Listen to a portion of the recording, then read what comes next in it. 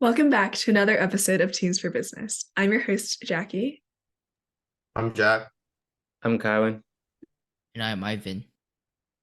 Let's get right back into our continuation of our last episode in urban planning. If you haven't yet, make sure to go check out episode 56, which is about urban planning as a whole.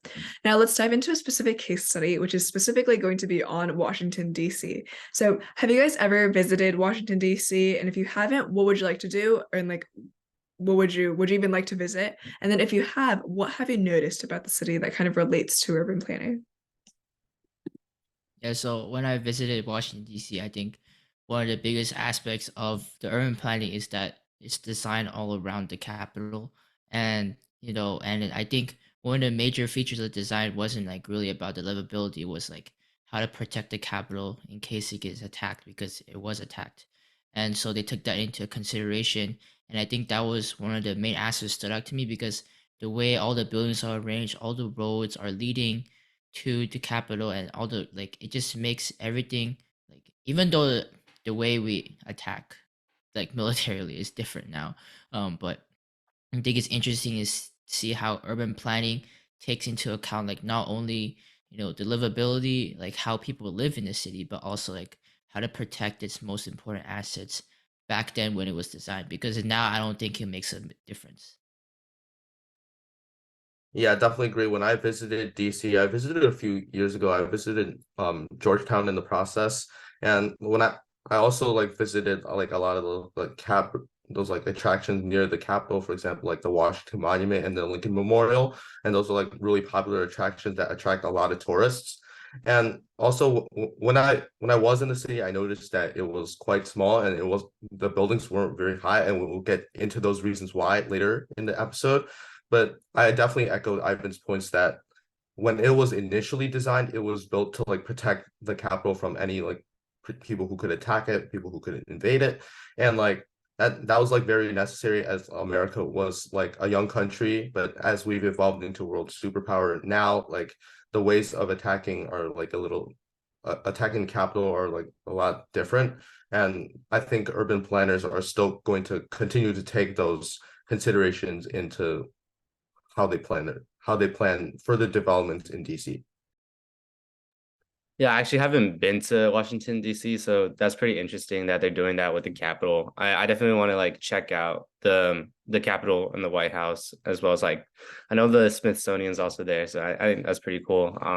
But yeah, I actually never been there, but hopefully like next coming summer I can go check it out. Yeah. Um, Another thing about DC is that like living around it, so I'm in Maryland, but like the DMV as a whole, it's very convenient to go from one place to another. I think it's very quick. Like obviously traffic is a big factor, but if we're not accounting for traffic, like if you drive at like 4 a.m. on the roads, you get there in like 20 minutes from my house to DC. And I think it's great how like that's all designed. It's very convenient to get from one place to another. But okay, so actually getting into the case study about Washington, D.C., is that we mentioned this before, Jack did.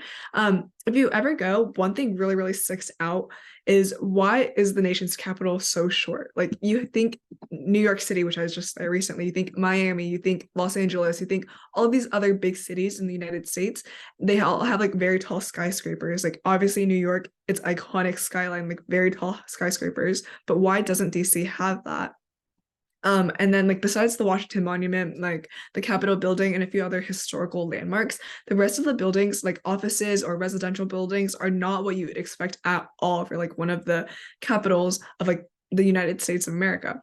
Many of the glass office buildings like that line the streets, they're very like boxy, they're very short in comparison to what you would expect. And there actually have been a lot of people saying how like DC, besides the government buildings and besides like the Capitol, the White House, etc., it's very like standardized and doesn't really look good because all the buildings, the office buildings, the residential buildings look the same. It's just like glass and it's around like 5, 6 floors. It's just very boring. Like everything looks the same. And of course, like this isn't just by accident. So there's a reason for it. And by law, buildings aren't allowed to exceed 130 feet in the air, which basically is around 13 floors. And the original law, which was enacted in 1920, has been subject to a lot of scrutiny, but also a lot of acceptance. And for example, when the DC mayor, when she first came into office in 2014, she supported the law for like having limitations, but now she's also in favor of increasing the limit to around 160 feet, which is around 30 feet higher than the current limit, and basically 3 floors. And there's obviously like a lot more nuances in the law, and it's not just like, okay, you hit 131 feet, your building needs to be demolished. Like there are a lot of like nuances on like depending on where your building is located and like what like how it's designed, things like that. But that's kind of the general gist of this law. And so what are some of the pros and cons that you can think of for this 130 feet limitation?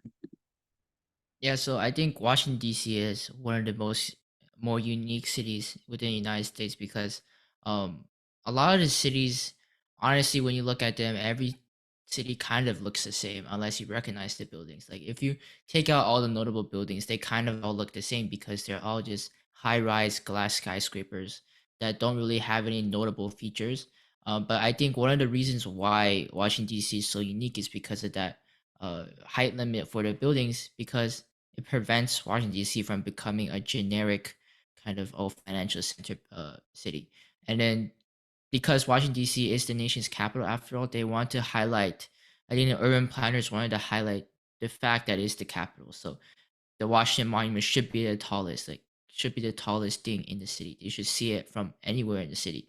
But also, since every road leads to the Capitol building, like the Capitol building should also be noticeable. If every building around the Capitol is taller than the Capitol, taller Washington Monument, what's the point of it being the capital city after all? And then I think a lot of cities have other cities across the United States have considered this and taken this into account. Like I'm pretty sure Philadelphia also did. Like um because of I think Town Hall should be the highest building in Philadelphia because of probably the same reason.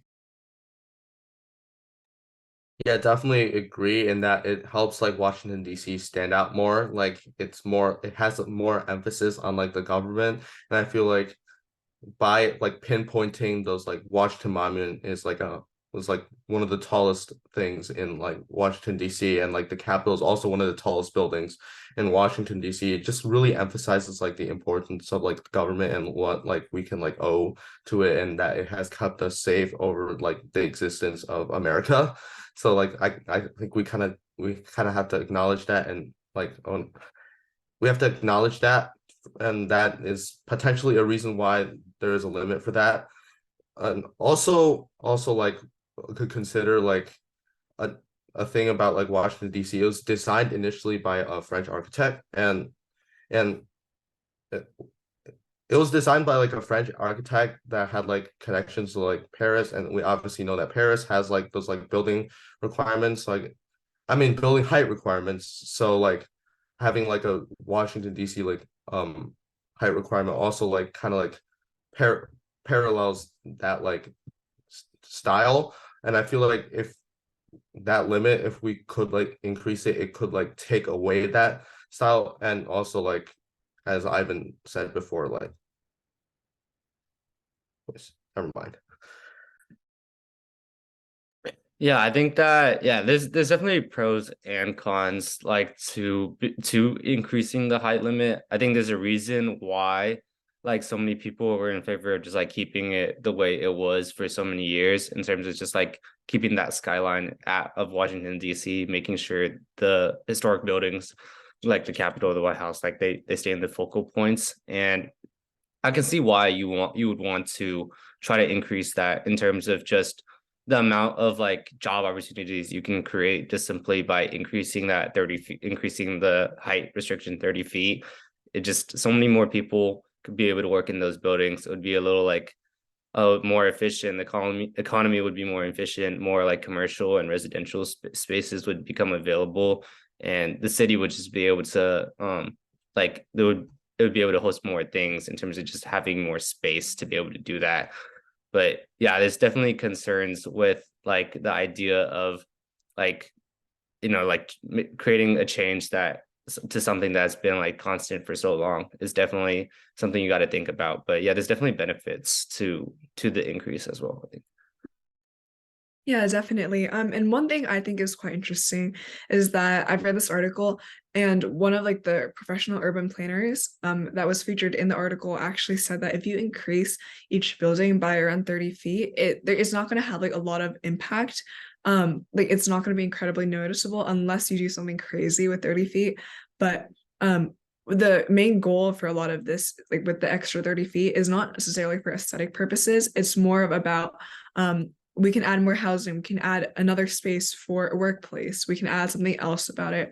And it's not necessarily because like, oh, we want more skyscrapers just like New York. So like 30 feet really isn't like that big in a grand scheme of things. But at the same time, just because like this law has been in place for so long and it does have the potential to change, like 30 feet, even if it might not seem a lot, if you add 30 feet to the entire city or like most of the city's buildings, like that will be like, it will be a change, like noticeable, maybe not, but like it still is a change. And I think that is definitely something to think about. And also like if you I just think this is funny, like if you Google like Washington DC skyline, besides like the monument, besides the Capitol building, like a lot of what you see with like the actual like high rises is it's like on the side of Arlington. Like that's not DC, it's basically like right next to it, like Virginia, and like that's where all like the high rise buildings are. And like when you compare it to like Miami, LA, New York, like it's still quite short, if that's like the right word. But like I just think it's funny, like if you ever see these buildings, it's probably not going to actually be DC. It's just what's next to it immediately on the other side of the highway. And so besides that, like are you personally in favor of increasing the building limit? And I think there are a few nuances with this of like you might ruin the aesthetic of it, but at the same time you might be able to increase the housing. But like with that, there are still a lot of inequalities with it, so there's just a lot to consider and a lot of slight differences to say like, okay, like if this is done right, this could happen, but like there is a lot of space for it to go wrong. So like what do you personally think should be done here? Well, I personally think that, the height limit does seem quite short, but I do not believe that increasing the height limit will solve many of the economical problems that many people will say that, exist within Washington DC, such as like affordable housing.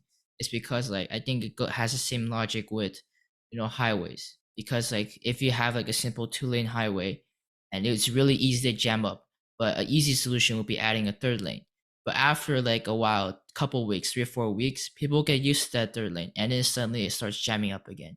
And you can add one more lane and it'll help that issue again. But in the end, if you keep on adding lanes, the solution it's only a short-term solution, because like you have Texas, you have a super highway, I think it's like a 9-lane highway, and it still jams up. Like even with such a big highway, traffic jams can still happen. So I think just like with that logic, increasing the height limit will temporarily solve any economic issues regarding like housing and affordability. But just like New York, but more people will come in, and then the problem will be back again. And I think like the way you solve it is not increasing the height limit, because first of all, you're ruining the skyline. Like when you look at the skyline, one thing sticks out, which is Washington Monument and in the Capitol building.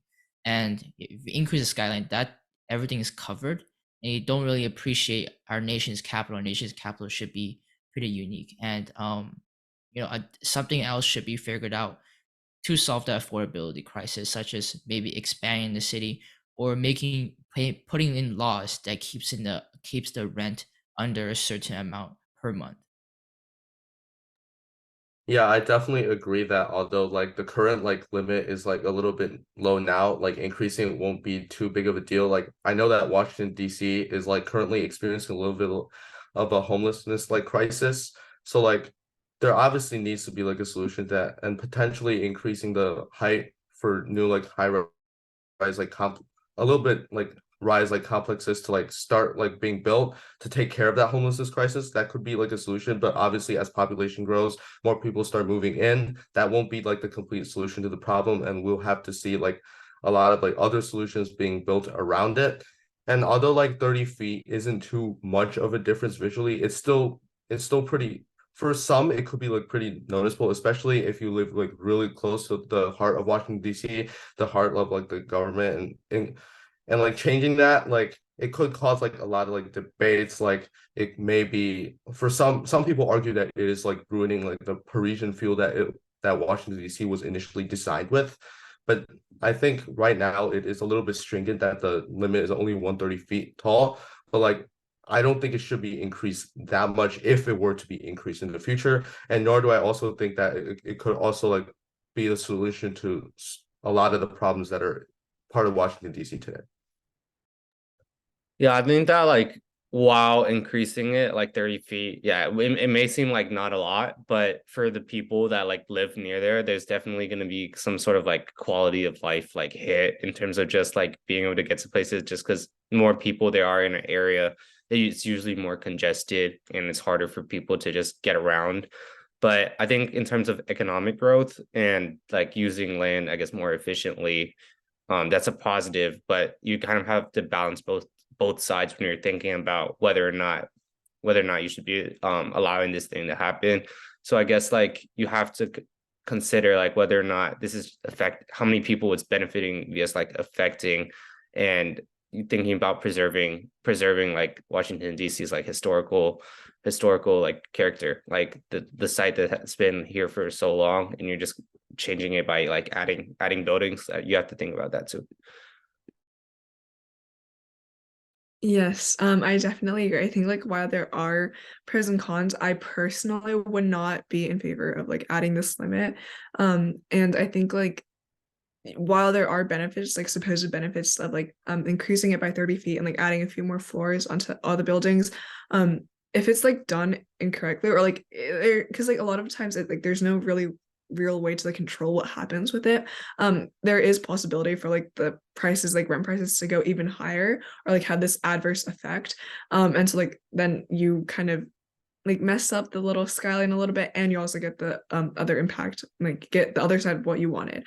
And then there's also this argument of like having like Washington DC, like what it is right now is very boxy, and it's just very boring. Like you have like these few buildings like sticking out, and then everything else is just like a box, which like in all fairness it kind of is, because all the office buildings are just like glass and it's just very chunky and it's just like nothing's really happening with them.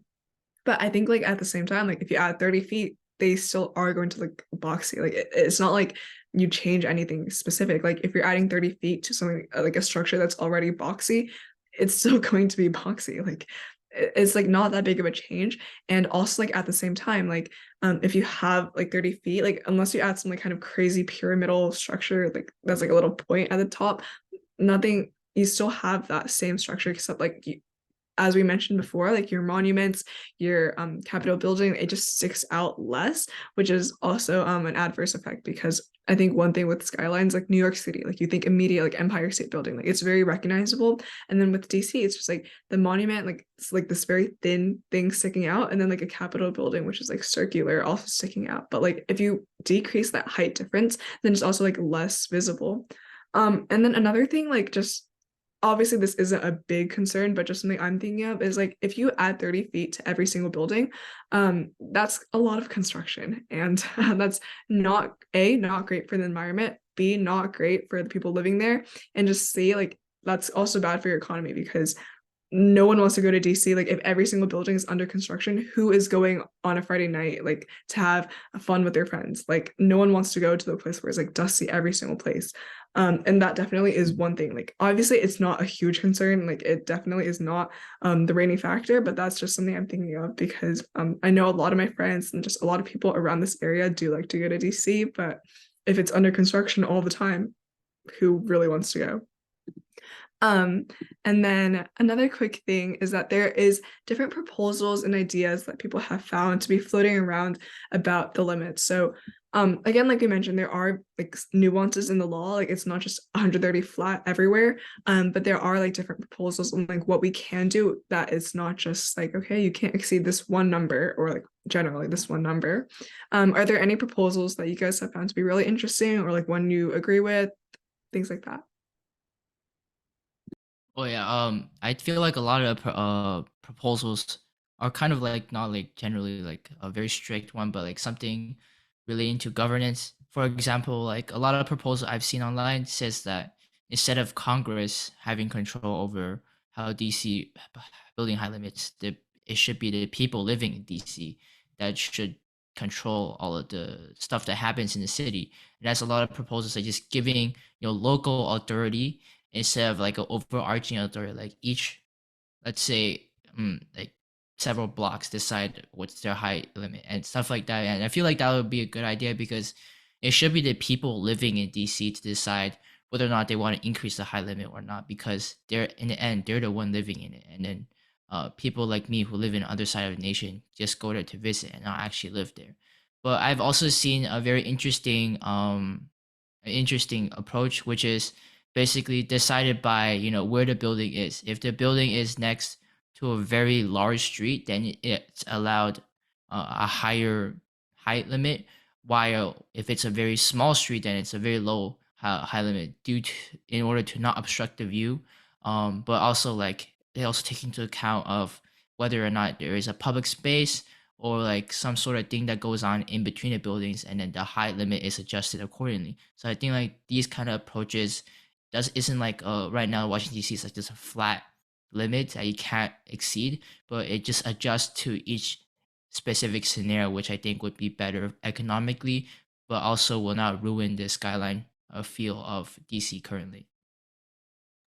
Yeah, I find that approach pretty interesting. But I also found like a different approach online. It was like a geographical like location like approach. So like it depends on the limits, like really like depend on where. So like if you're like close to the capital or within a certain like radius of like the capital and like just like that whole like complex that is like government buildings and stuff like that, you could keep those at like the original height, and that's probably for like safety reasons. But at other like areas, like for example, like potentially like the Maryland border or like the Virginia border, we could see like limits getting loosened a little bit more, and then like more like skyscrapers being constructed there to like take care of like different like problems within like DC in itself.